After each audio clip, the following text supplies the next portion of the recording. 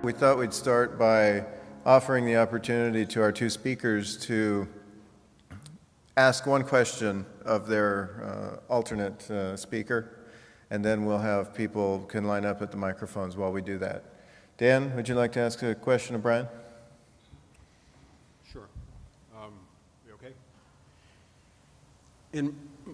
In my view, the most important decision ever made in internet design was the so-called end-to-end principle. The argument that the network was not responsible for security, that the ends were responsible for negotiating whatever level of protocol and security and so forth that they wanted between themselves. And I view that as quite likely the most important decision made in the design. And I'm still in favor of that, but I would like to ask you to respond.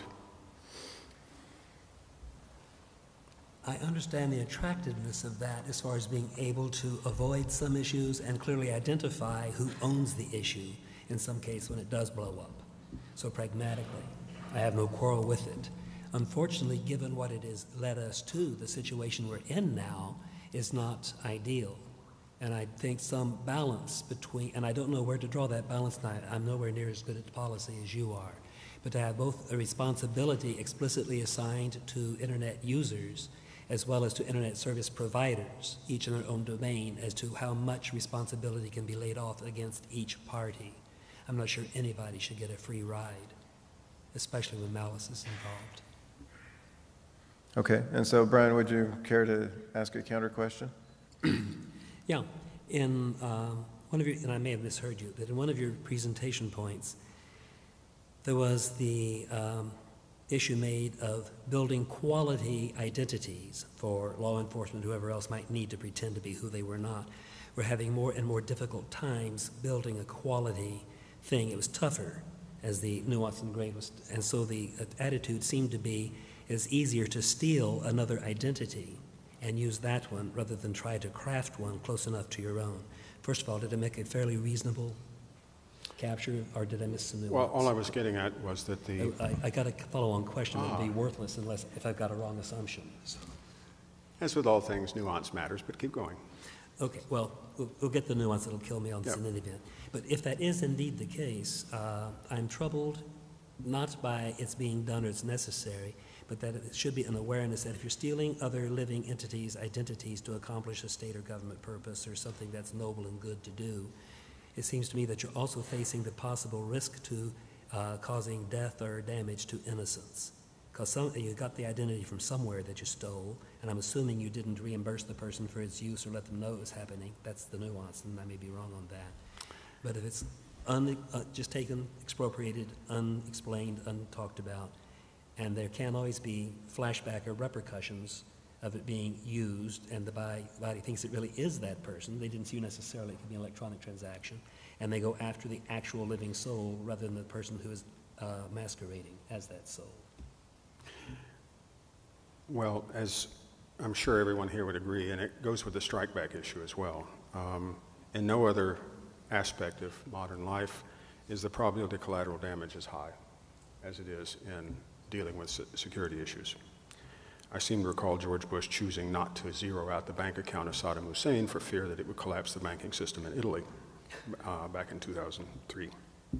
That being said, the nuance there, and I was using that merely as an example about identity, is that if you say that you graduated from, I'm making this up, Fairfield High School in 1976, the odds are someone has online somewhere the graduating class of Fairfield High School, wherever that is, in that year. And if a resume, a digital identity, is composed of all of those things, the ability to make one that is false is falling simply because the number of such corroborating bits is rising. And I made the offhand comment that crafting good cover for intelligence operations must be getting harder. Again, I have no clearance. Must be getting harder because you can't make claims of that sort because so many of them can be fact-checked. I only use that as an example. What I'm getting at is, if I go out here, and if I go up to the top of the building here and look on all the adjacent rooftops, perhaps I see something I shouldn't. Now, are the people doing it, let's say they were without clothes, if I can't see them, they have a version of privacy. That's the absence of observability. If I can see them but can't identify them, they have the fallback, if you will, which is I can observe them but I can't identify it. All I'm getting at is that as we improve personalization of everything,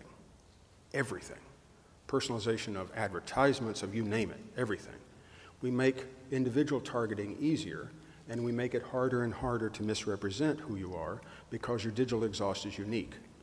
Do I want that? What I was trying to get across was I'm willing to live without the benefits that personalization brings. I'm fully willing to live without them. And in fact, I would very much be happy if everybody in the room felt the same. I know you don't. That's okay. But what I was trying to get at was, even for a state-level actor, this is an issue, as illustrated by the inability to craft good cover. Now, I know many of you would argue in return, this is getting carried away, but I know you'd argue in return that I actually have many identities. It's Dan as proprietor, it's Dan as employee, it's Dan as father, it's Dan, whatever. And that perhaps what I need are the ability to make it such that the person with whom I'm communicating, if it's Amazon, for example, that they only know me as Dan as holder of a credit card that seems to work and it worked the last time. That might be good enough. But the data fusion capacity of both private sector and non-private sector firms is getting so good that I don't believe that can be held up for long. I truly do not believe it can hold up for long. I actually, for what it is worth, do not carry a cell phone.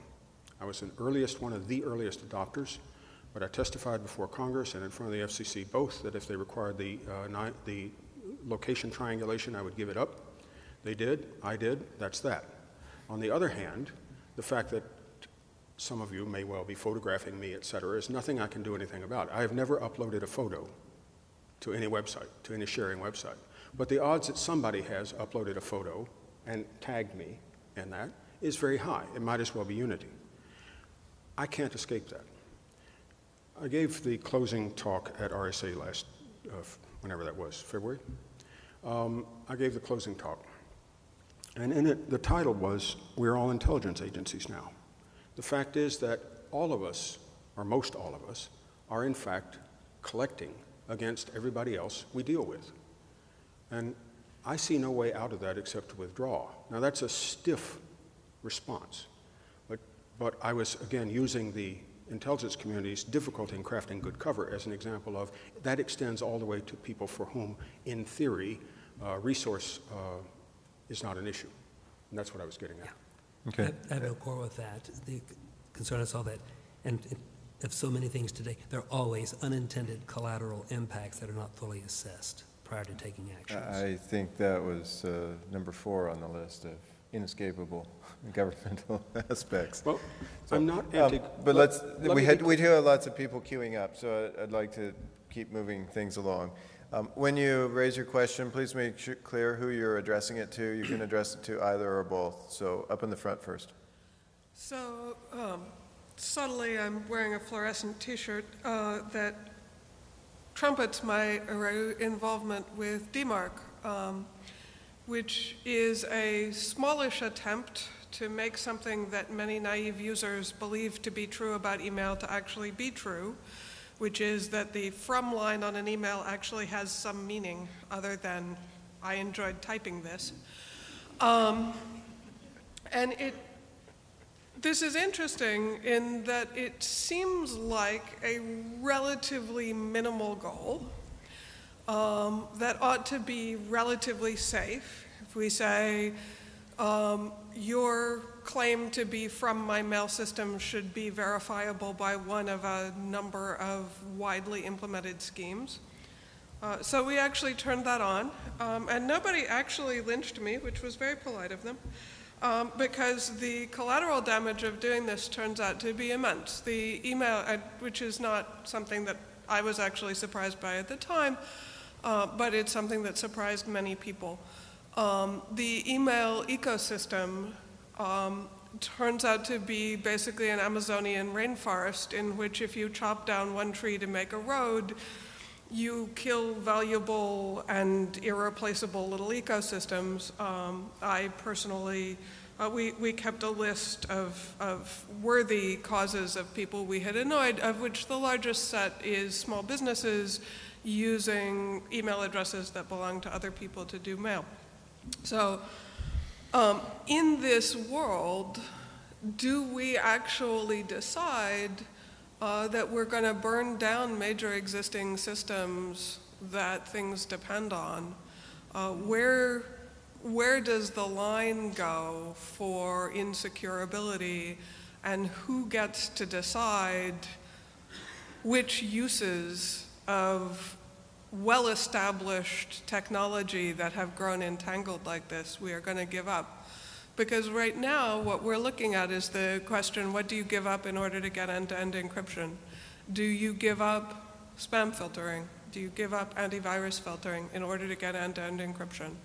And it's not clear who gets to make that decision or how they get to make it. But, To who? To whom do you? Either of you who are willing to attempt to grapple with it. I give a political answer in the following way. It is something that will have to be decided, given your if clause that this is coming, and now what if? There will be various parties who feel their interests are at risk of being gored if they do not respond. They will step forward. There will be some negotiating in various sectors, whether it's political or corporate or whatever. Who knows where the bodies will rise, but somebody will stand up and scream. Other bodies from another community will stand up and scream, and it'll be a social, semi-social, semi-political process of argument that will emerge that decides who gets to win, state, or do what. I can't tell you right now who the eventual winner will be. I can tell you it'll be a fun show to watch. Perhaps more fun to watch than to be in the middle of. I'm being sarcastic. Sarcasm is good. Also, the brief version. I don't know. Mail that I get from people that I don't know, I treat differently than I do. I write my own filters. You may well as well. The filters discard a lot of things, really rather a lot. I used to work with a gentleman who threw away mail until it had come 3 times on the grounds that only those people were people who he actually wanted to talk to. That's an interesting strategy. From context, I can often tell who's who. On the other hand, lately I believe that, and perhaps this meeting has discussion on this, I believe the quality of phishing has gotten better. There is a bridge near here that they've just changed over from when you pay your tolls, you pull up and you hand them coin. Now, when you pull up, you don't pull up. It takes a photo of your license plate and sends you a bill. Within a week of that going live, I got a bill saying I'd been over that bridge and not paid my toll. So did I. For those of you who are not aware, I live on the other end of the country. This is extraordinarily improbable, but... Well, sure. All I'm getting at is that in this case, and my understanding is that EasyPass, which is what this is about, EasyPass spam is pervasive. But the fact that it occurred within a week, and it was the bridge nearest to where I live, and one that I have in the past actually crossed, implied to me that this was not a random. It was a small implication, but it was a small implication that it wasn't random. It hasn't repeated. Now, on the other hand, you can make too much of a single example. For those of you who don't know, I'm trained as a statistician. I'm allergic to single event learning. But it was interesting. And I think the quality of phishing in general is getting better. And so your comment about wouldn't it be nice if you could be sure it really came from someone, I'm sure everyone here has gotten a piece of mail from someone they actually do know who just lost their luggage in Tanzania and needs $100 or whatever, right? Okay. One of the people I work with is currently on honeymoon in Africa. Now you might say, that's an interesting choice given the situation.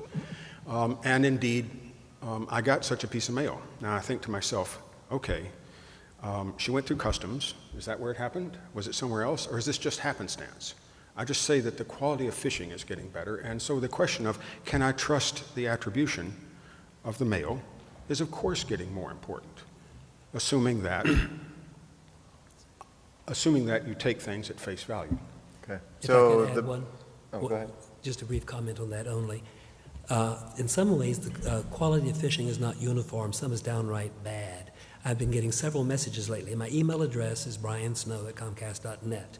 I get emails saying, Alfred, are you aware that your account at such and such a place has done this? Another one said, Jack, are you aware of this, that, and the other thing? I'm being misaddressed. It's so easy to direct on the surface. It's just bad phishing. They don't even bother to wet the hook. But there's good ones. Okay, so the back microphone. Yes, hi. This is a question for Brian. In your presentation, you talked about the ecosystem of the various certificate authorities out there.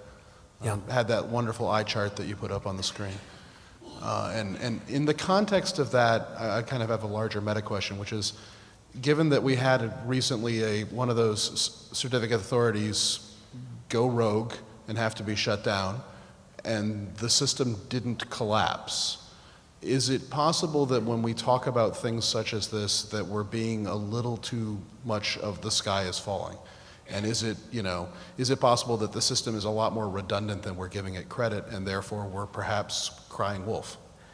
I believe it is fairly robust in being capable of recovering and continuing to deliver to this, that, and the other thing. The question is, can you trust what is being delivered? Would be the concern I would continue to have. I think a lot of that rots quickly on the way as far as being able to simply recover functionality of messages purporting to be such and such will continue to fly, and most people won't see it or be affected. But there can be some malicious use made of such a decay or a problem, and that will be harder to detect and to flush out. Up at the front microphone. This is about software quality. I think we all want to see an improvement in software quality. And one of the ideas which has gained traction over the last 15 years or so has been that economics is the way to make change in this area, incentives, that sort of thing, and therefore dragging in the legal system, making people liable for the quality, for the software they produce, looks very attractive. It's worked in lots of other areas. That's why cars are safe, that's why planes are safe. Now, I was very surprised to hear you giving, this is you, Dan, giving a kind of a free pass to open source software, or saying that you fix this problem by open sourcing, because one of the lessons from this year is that, first of all, we depend on an awful lot of open source software, that even though it is open source, it is full of, or there have been a large number of very serious problems found, and it has turned out to be extremely inconvenient to fix those problems and to fix them at the scale which is necessary, because the open source software has been used so widely, because it is apparently free to use. Why do you not go with a liability regime which is based around negligence, which says that you escape from this not by open sourcing your software, but applying techniques which are state of the art, which any reasonable builder or tool builder or whatever would use on stuff, the sort of stuff which the NSA is doing at great cost, but is doing to their software in order to make it reliable enough in order to be able to ship. Why do you not go that way? Why do you rely on just open sourcing it and hoping that people will look at it? Well, the question of why am I relying on open source software being protected by the people willing to look at it is well taken. There's no doubt about it. When the FreeBSD people grabbed the SSL code, didn't they, first thing they do is drop 60,000 lines of code or something like that, and it still worked. I mean, that in a way tells you something.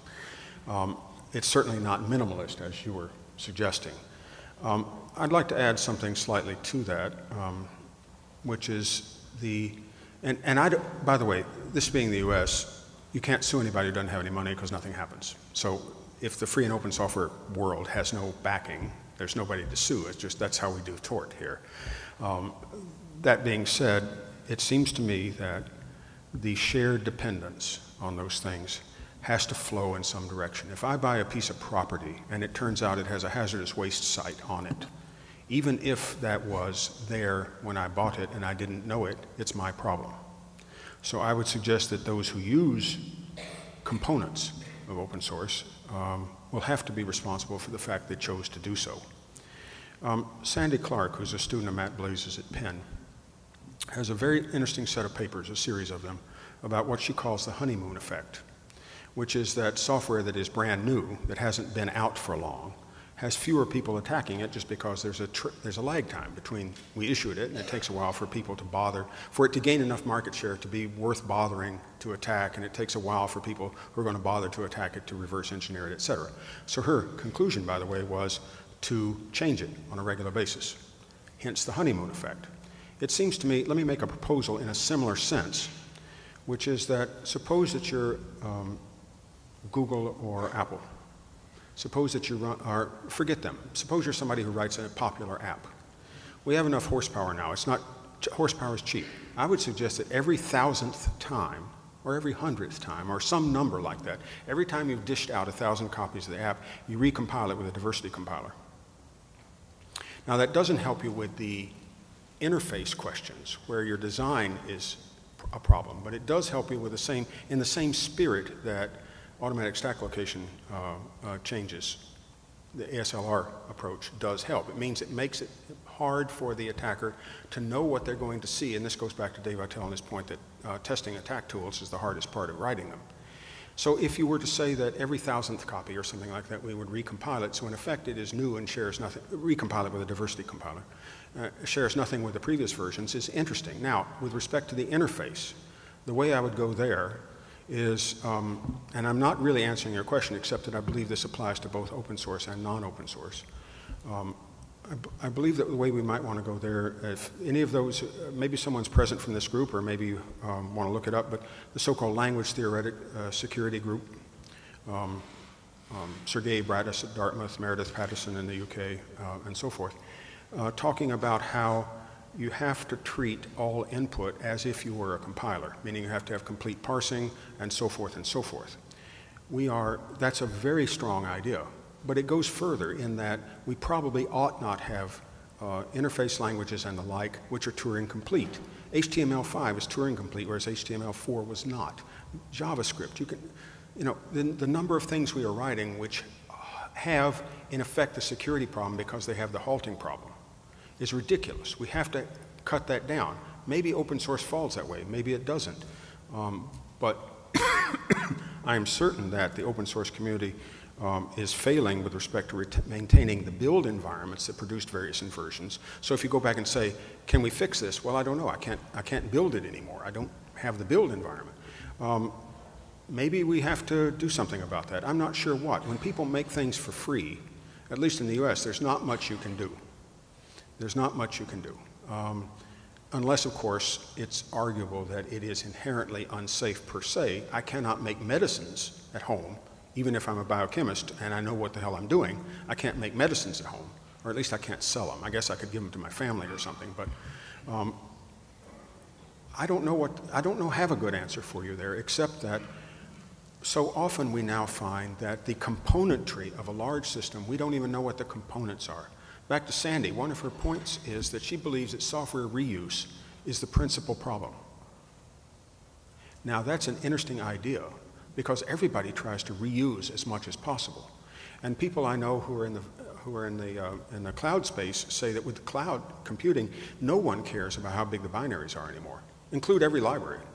There's no cost differential. What's the big deal? Well, that's exactly the issue. We're not doing the minimalization thing. And if we're going to do the minimalization thing, you might be right. Starting with open source is where to start. I mean, how many options does Emacs have, Let me mutter on that a little bit. About 20 years ago, plus or minus 5, NSA contracted with somebody to take a look at the typical office suite from a major software manufacturer that would be sold and marketed to see if it could be condensed, or did it really have to be. We had the impression it was somewhat bloated. Is it possible to make it a cleaner product if it was examined better? With the goal of quality, ability to assess, can we really look at it and make decisions. Is it good code, bad code, is it making mistakes? We wanted some sort of metric.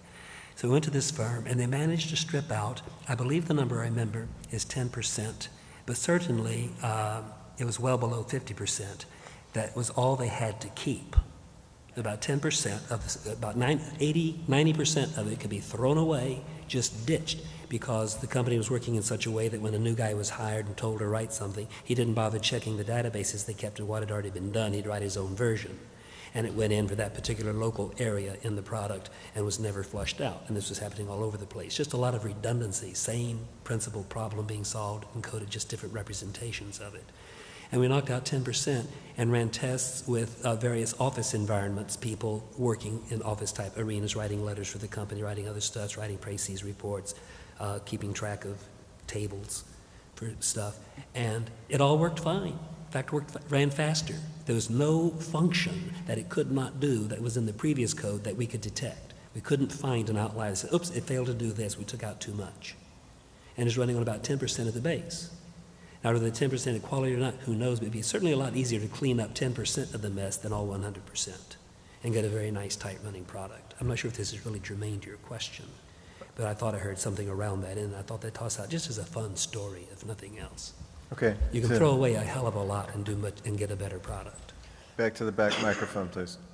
So, thank you both gentlemen for coming and presenting. I personally really appreciate some of your comments. And this question is actually for both of you, but it's kind of based on some of the salient comments that Dan made about interdependencies and reduction of failure modes to things. What are your, and I don't mean for this to be an open-ended question, but I'd like to hear a few brief sentences from both of you on what your personal sentiment is on the rush in the commercial marketplace to connect every damned thing to the internet. Every single example of that is wonderful. The aggregate is not. Now what do you do? Now what do you do? I mean, I guess that's not a very good answer, but if, let's say, for example, I discovered that there was a flaw in that, what is that thermostat? Nest. Mm-hmm. Suppose there's a flaw in that. What could I do with that? Well, I could cause a lot of brouhaha, that's for sure. And should they all be connected? I mean, there is a vehicle-to-vehicle protocol being designed now for auto-driving cars to talk to each other. How good is that protocol? Is it designed by people like this gentleman? Or is it designed by folks who want to see if they can prevent some particular kind of lane-changing mishap? What is it? What is it? The idea that, how shall I put this? In the 90s, I would suggest that the commercial sector caught up to the mill sector in the application of crypto, not its design, and we'll never catch up, but in the application. Right now, we're busy catching up in traffic analysis. I don't know if we'll ever catch up in quality. And that's not making fun of anybody in particular, but the very point you ask, which is where the aggregate behavior is different than the individual behavior, I get tired of the phrase, but the emergent behavior there is a good question. Adam Shostak at Microsoft Research writes about this. It's an interesting problem where you didn't know that if you put all these three things together, or as Brian illustrated, you did the steps in a different order, which, by the way, your compiler may do for you. You know, how many things do not work the same if you turn on optimization and if you don't? And how many of those things that don't work the same are security related? I don't know quite how to handle that, but it's clear that it's true. It's clear that it's true that compiler issues make a difference. My friends at Veracode, that's who I was quoting, who are getting 2 GB web applications.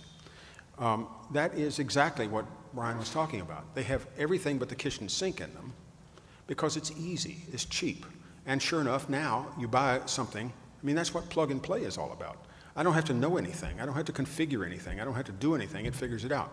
Well, that's wonderful, onesies, twosies. But what do you do in the aggregate? What do you do in the aggregate? Your question's well taken. I wish I'd had an answer. Or I wish it didn't have an answer like Mencken talked about, you know, simple, clear, and wrong. Can I take a whack at it? I liked one of your phrases, attaching every damned thing to the internet. I think it would be nice to be able to say all damned things are banned, only blessed things are allowed. We need a blessing authority that seeks quality before you can connect and get a certificate of attachment that can be a digital signature. And if the digital signature is not a good acceptable one from that quality manager, you cannot run. You're kicked off the internet. For me, quality control, it doesn't have to be security control. 90% of security is quality. It simply runs right to a clear set of specifications which are understood and doesn't have any oh-my-gods in it. Also, it has to be very clear how it interacts with other code bases. I think it should be very expensive to let a thing come on the net. It needs to be a blessed thing, needs to be verified by probably multiple different groups with different attitudes of what is good or bad to connect to the net, to mean any sense of utility, performance, and possible safety for having connected the damn thing. Damned ones are out. Blessed ones in. We need blessing authorities, and they need to be in coordination with each other. And this is not a security issue, it's just a safe function issue. If you toss in malice, yeah, then we've got a whole new ball of wax we have to worry about and more bodies to consider. But first and foremost, quality. Without quality, the commercial sector will sink and the security sector will die. Thank you. Front microphone. Dan, you mentioned in your speech about the EU's right to be forgotten, and it hadn't gone far enough, or you felt it didn't go far enough. Is that because you feel that the onus of execution is being misplaced, or can you just elaborate on that a little more, please? Yeah. I waffled about this a long time, in all honesty, because I can see arguments in both directions quite clearly. That was about, really, as I understand it, the right to be forgotten is about indexing it for search. It isn't saying that someone has to erase a record. And of course, there's always examples in both directions. I was falsely accused of something. Well, it would be nice if that went away. I was rightfully accused for something. It would be nice if that didn't go away. How do you choose? You know, it's a problem. But it seems to me that I am not happy with a lot of things which have changed what's observable and what's not. The fact that 1-inch block letters can be read from orbit sort of bothers me. The fact that there are commercial satellites now that can do that, and soon will, the little CubeSats that, you know, are so cheap to put up, it doesn't matter if they last long or they fall out of into the atmosphere. It just doesn't matter for, you know, 300K per, nobody cares. That, by the way, has really thrown the National Reconnaissance Office for a loop, as you might guess. But that idea that so much is now observable seems to me that the only counter to that is to say it doesn't matter that you've observed it. Now, I don't know how to prevent you from taking a picture of me in a public street, but as you well know, there's lots of things. You can take a picture through the wall of my house and tell where I am. The smart grid meter will tell you what I have turned on. I mean, I'm surprised that Brian didn't mention this. That's not a dig, but the electronic health records, to hell with the pharmacy. You know, sort of everywhere. The observability aspect bothers me, and I don't know what to do about that except to argue that if I find something I want to go away, it seems to me I should have the benefit of the doubt that it goes away. Now, easier said than done. Easier said than done. I'm not arguing that at all. And I did waffle a long time about that. You know, it's not as if Google was creating information about me. They were just indexing it. Easier said than done is not a curse, just an indication to check and make sure it's worth the effort first. If it's a hard problem, I don't give a damn. Work on it. It needs to be worked on. I yield to my better on that. Not better, sir. Okay. Thank you. The back microphone. So I had originally planned on this being relatively quick. Thank you for your time, guys. Related to the home routers, Dan, are you familiar with the Karna botnet? It was created in October 2012 and was used to actually inventory the used versus allocated IP address space. That was done using home routers, and it was done using simply guessable passwords, not even a vulnerability. So that vulnerability is already out there. There's also a known vulnerability in the Nest thermostat. It's been published. This ties into what Brian was saying, which is you're not talking about just quality here, although quality is important. You're talking about default settings and user activity. So who's liable in that case? And then when we're talking about only the blessed online, I'd like to relate that to the experience the military has had with certificates of networthiness and the number of exceptions and internet approval to operate. And that's in a very closed environment where the procurement exists. How would that be done practically? And it all ties back to user behavior versus product quality. It's all one big thing. How do we actually make that work in that real world? I'm sorry, but I did. At the beginning, you were standing fairly close to the mic, and there was a lot of, not feedback, Yeah, I was but having just a hard fuzzy. time, that's why I asked him. It was tough. I heard part of the end of the question. I was trying to be polite, and you stepped back, and that helped. I think if you just step back and talk a little louder, it kills some of the interference with the resonance patterns. Okay, sorry. I didn't hear enough to be able to drown a lot If of I can stuff. paraphrase, Brian, I believe the question was, given that even the military has great difficulty enforcing the concept of a blessed device, how could that be at all feasible in the public network space? Okay.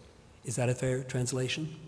I can go Yes, for that and one. I gave some Okay. examples of both user behavior. Doesn't matter if and it's equipment. hard or not. I mean, if this needs to be done, find ways of stirring enough social or political pressure or people in power to make it fly. This is I think it's admirable and needs to be pursued. I think we need to really pay far more attention to restraining what gets loose on the net as opposed to letting anything in the world come in at this point in time. It's getting overpopulated with unsavory folk as well as with decent folk trying to do the jobs they want to do and get the advantages it all promised. There's just a little too much crap floating around out there, and there should be some pruning, leaving room for new people to come in that have been vetted as not being politically acceptable necessarily, but it's just running clean code that won't interfere with others. And it's a very Pollyanna view. I'm sorry, but I think the net needs cleaning. Dan, do you have any I'm on your comments side. on that one? It's possible that there's a natural experiment going on, which is, as you look at, there's a few other countries, ignore the U.S. for a second, there's a few that are, in a sense, more dependent on internet services than the U.S. is. Estonia is an example. And did they not have a problem recently with a single point of failure in their environment? And so there are natural experiments going on. I'm quite certain that there are any number of countries in the world where a smartphone represents the modern world and not having one represents not being part of the modern world. In a sense, we are performing those experiments in other places, not here. It's possible we'll learn something from those. Demanding that international companies abide by local law is certainly unsurprising, but what that actually means in practice, you know, this is a time when I think some people who are competent legal observers and so forth have to work pretty hard and figure out what's going on. Yeah. The question of liability on an international scale, I don't know what to say about. The question about quality control on an international scale, I don't know what to say about. I don't know what to do about because I don't know who to go to, but I don't know what to say about. Go do it. Well, I did want to come back on the redundancy issue because that can look like excessive cost and stuff, but there's smart redundancy and dumb redundancy. And I think redundancy adds to safety in some cases and making sure the service is available, if not on that path, on some other. Redundancy is great, redundancy is great except in the presence of a technical monopoly where redundancy is a way of saying increasing the size of common mode failure. So what we have to get is redundancy, but redundancy where it does not share a common mode failure. I agree. That's what I meant by there's good redundancy and there's bad redundancy. Yeah. So I take it you gentlemen would not be well. in favor of Patch Tuesday for insulin pumps? that was rhetorical. So front microphone. So I'd like to pursue this question of what to allow on the internet. You've both been making some comments, and it's a tough problem, and it is inherent in complex systems, especially social systems, to have forces that press towards anarchy and forces that press towards totalitarianism. Both of them have known problems, but then all of the points in between do too. The tendency in the face of the problems that we see around the internet is more and more people, I think, are pressing towards what I'll call totalitarian models, which is a default no unless I say yes to you. And that seems to me every bit as problematic as the completely undisciplined world we have. My suspicion is, and I think this is compatible with some of the comments you've made, is what we're missing is an adequate recognition of some activities as being systems issues rather than isolated. And on the internet, an application can be an isolated thing. We don't attempt to distinguish between localized kinds of applications and infrastructure kinds of applications. And in particular, I don't think we adequately distinguish efforts that are very carefully intended as infrastructure work. So the cars talking to cars is, I think, a really, really good example of that.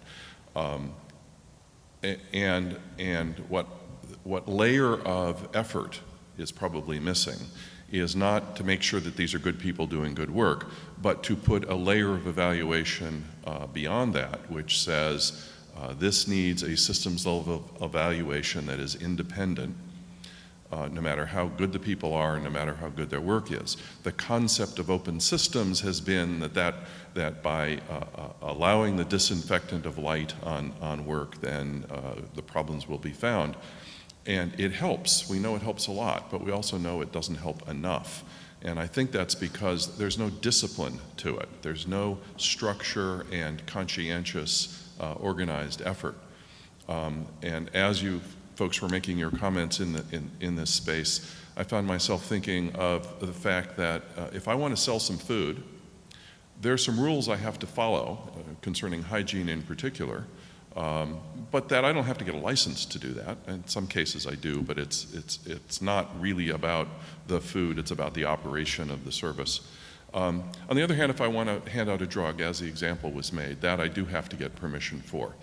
We don't have a model for internet software that distinguishes between food and drug, and we don't have any operations that deals with the oversight of each kind. And that could be, I think, a new kind of infrastructure effort, which is infrastructure about infrastructure. If I may, I was a little too facile and quick in the previous response. I want to correct myself. When I was talking about removing redundancy, et cetera, that sort of stuff, was all strictly on the hardware for performance of allowing communication rapidly, safely, et cetera. I was not in any way trying to constrain what issues might be discussed or talked about over the internet. I want no control whatsoever. I want that to be a free, open economy. Again, I'm being too naive there. I took your comment as a systems comment, not a political comment. Yeah. It was meant to be systems focused on the hardware, make it reliable, make it steady, make it trustworthy. Right. And then let humans make their usual muddy mess of their lives they do. Okay. My comment and my response and what I took from you was strictly an engineering and operations kind of discussion, nothing to do with human level other than errors. Okay. Can you summarize your question then? Yeah, sorry. The point of curiosity that you folks have prompted with me is the need for a layer of discipline that, first of all, distinguishes, I'll stay with the food model, the food and drug model, that distinguishes between work on the internet, applications and services on the internet that might be classed as food, in which case we need to understand basic rules of hygiene and then let people go on their own, versus drugs which have more systemic effect and need more rulemaking, more oversight before they are allowed on. And having a layer of operation that A, distinguishes between these, and B, pursues as appropriate the disciplines of ensuring safety of each kind. I'm going to key on one word of that. Do you think, and ask you a question in effect, there's a lot of ferment now in questions of what is cyber insurance look like and what it should cost. I believe that data breaches are what driving the ferment. They're not alone, of course, but let's assume for the moment that that's what's driving it. How do you value those? And I know that there are a lot of actuaries in insurance companies that are worrying with that, big time. This is not an idle comment at all. Yet at the same time, would we like to pursue the idea of, if you want to call it that, private regulation? If I live in Rhode Island, if I take vegetables to a farmer's market in Rhode Island of the ones that are run by the state, I have to have no proof that the vegetables are good for you. What I have to have is proof of large quantity insurance that names the state as a beneficiary. Because the assumption is that under the current law, that the deep pocket, in this case, the state, not me, would get brought into the lawsuit whether they wanted to or not, and therefore the insurance has to name them as the beneficiary. Now, do you want to go that way? I don't know. I mean, but that's, that is a way that it is done, even for something as trivial as the lady down the street selling carrots in the parking lot of the bank that lets people do that. So I guess, Responding also in parallel to that, again, I am fairly naive on policy matters. I don't try to dabble there very much. I'm speaking only on providing the internet as a relatively safe place to meet and discuss. Many of these issues that you raised here at the end were very critical, but I'd leave that to the courts and humans external. They might have used the internet to transmit the message and to work, but if it was deemed harmful to society, each particular society playing on the internet can decide if their citizens should be affected by that or not, and have their own internal courts and justice and that sort of stuff wrung out. so the discipline that I'm asking about and suggesting is meant as engineering discipline, not political discipline. You mean like getting an engineering certificate, getting an electrical engineering certificate, for example? Something like that. I'm a registered electrician, or I'm a registered... No, I'm talking about it as engineering discipline for evaluating the specification or the software at a systems level, because it's systems damage that we're worried about. We tend not to think about these systems in a systems way. And so your question, for example, of is the car-to-car protocol being done safely? You didn't use that wording, but we don't have a track record of asking questions like that. We have good people trying to do good things and design good protocols, but questions of safety tend not to come up in protocol specifications efforts very often. And I think that the kind of issue you're raising suggests we ought to aggressively pursue that discipline. Car-to-car protocol, is that automobile to automobile? Okay, good, then I have a correct understanding. Those sorts of levels worked out to keep humans safe in the cars, primarily for use. I'd again leave pretty much in the human domain, as long as the net is supporting the communications so they can talk and do stuff. I view them as independent questions. Okay. We are running out of time. We have one last questioner, Dave. If I can cut you off, sorry. Let's go ahead and have the last question. Hi, this question, I guess, is addressed to both of you, and if you will want to comment on it. A couple of years ago in the security research literature, there was a lot of hoopla about putting security on a scientific basis. Because security is made out of best practices, heuristics, what have you. There's really no scientific body of literature that ties everything together as there are in physics, for example. So if there were, then we could discover laws and we could make predictions and so forth. So I guess I guess in separate areas of security, you could say that they have, for example, in encryption, since it's based on mathematics, you could say that it's on a scientific basis, but not for the entire body of security. So my question to you is, what do you think of that? Do you think it is possible to have an overbearing theory of scientific theory of security, or not? Or is it possible to have a science of security? A science of security, yes. Well, let me answer that one, at least to begin. As it happens, the NSA, his former home, is now giving an annual award for the best science of security paper. I'm one of the judges. And I will tell you that the arguments we have amongst the judges, this is a serious effort, have more to do with exactly the question you're asking, which is what the hell is science of security? And it comes down to, does it follow a scientific method? Meaning, does it have an hypothesis that can be tested, that can be retested by someone else? Are the methods clear enough that you could do it too, at least in principle? If you started with this hypothesis and you use these methods, you should be able to confirm. And so forth and so forth. It goes down to what is science. And it is true that there are not a lot of papers that qualify for this. In fact, it is not that hard to pick the last, dozen. After that, it gets a little harder, but we argue more about what is a science of security. Did this paper have science in it, or was it something else? And there are plenty of fascinating and useful and so forth papers, don't get me wrong, But the question is, which one embodies science? And you can look this up. I can't remember what's been announced and what hasn't, so you'll have to look. But it's a public award. I just can't remember whether exactly what the website is. But Science of Security is it, and amongst the judges we argue exactly about that. What is a science of security? Is it careful observation? Yes. Is it taking? I forget who it was. Oh, what was the name of it?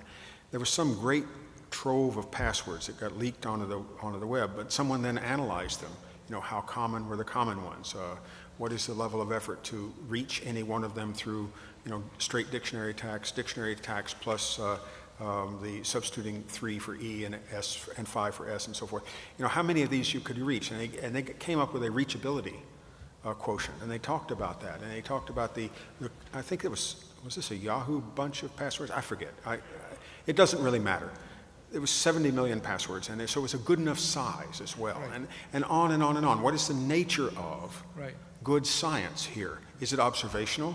Is it practical? Does it have to be practical for science? Does it matter if it's practical? So your question is well taken. I would say offhand that most conferences and journals are not gauging this on the basis of science. They're basing it on the nature of unexpected results or something of that sort. Who knew that XYZ? Yeah. Well, that may not be science. Yeah, there's lots of different understandings of what science is. So there's a popular interpretation, and then there's more, more the rigorous interpretation. There's a lot walking around with a science label on it that doesn't deserve it. And does it suggest further work? Right. Yeah. In biology, that's pretty clear. Yes. By the way, not to get carried away here, but if some young person asks you, I want to go into a field where you worry a lot, I would tell them to worry about bio, not cyber. Mm-hmm. Okay, so help me once again at thanking our keynote presenters.